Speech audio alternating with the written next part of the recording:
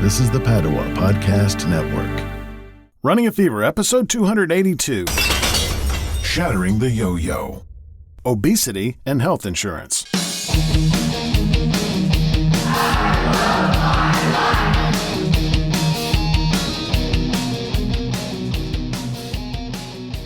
Previously on Running a Fever, I had my first visit with Angela, my new dietitian. Could be, I told her about this 6 meal a day thing, and she's, yeah, that's fine. I'm eating it with a Cabot cheese now that's a habanero cheddar. It's more of a white cheddar, but the habanero kind of makes it not so white. I think it's about 110 calories per ounce. And then I asked her about meal replacement shakes. She said she would rather me, because I've been having it for lunch because it's easy. I'm at work. I want to work through lunch so I can get home early. So, I just have one of those shakes and I can drink that while I'm working. And you're only, have a 600 calorie, 700 calorie, 800 calorie lunch. And you're only going to use 300 calories that afternoon. Well, the rest of it gets stored. That's one of the benefits of eating many small meals. You have just what you need for the next couple of hours, and then you have another meal. She also suggested Smart Balance for substitute for butter, and I found that to be good. Tastes just as good to me, and it's about a third the calories, I think. Mayonnaise with olive oil is half the calories of the regular mayonnaise, which is amazing because I like mayonnaise on, like hamburgers, sandwiches, stuff like that. So it's always good to have an option that I can still use there. She did recommend a multivitamin, and I've been doing that for a while. She said that I know that would have helped when I was only getting 600 calories per day. And when I started taking the multivitamin, I immediately felt the difference.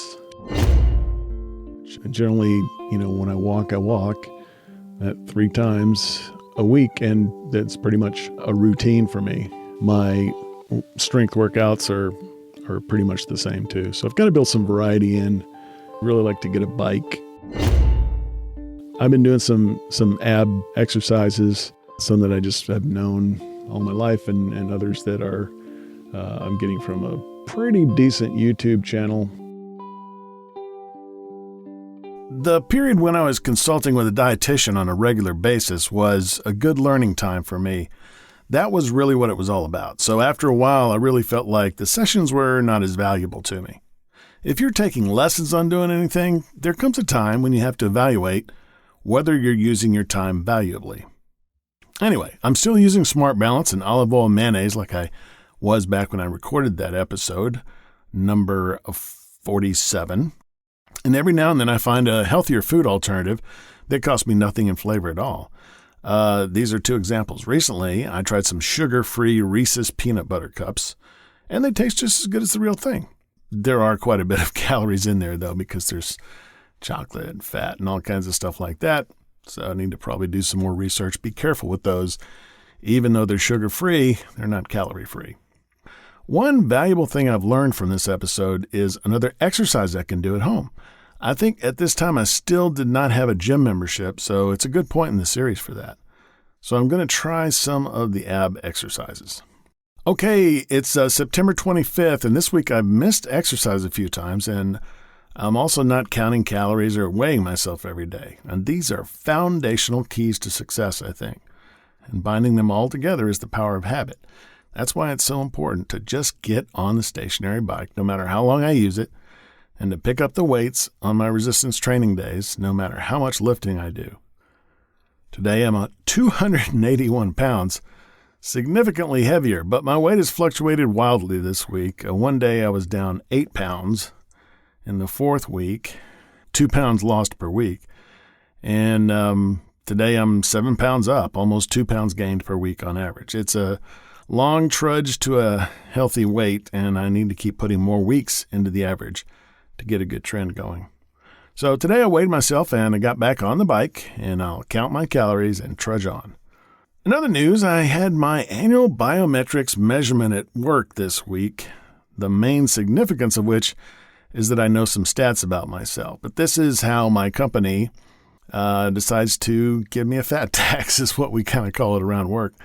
It's presented as a discount, but they give you a discount for doing it, so everybody does it. So it's effectively penalizing you for obesity and your health insurance payments.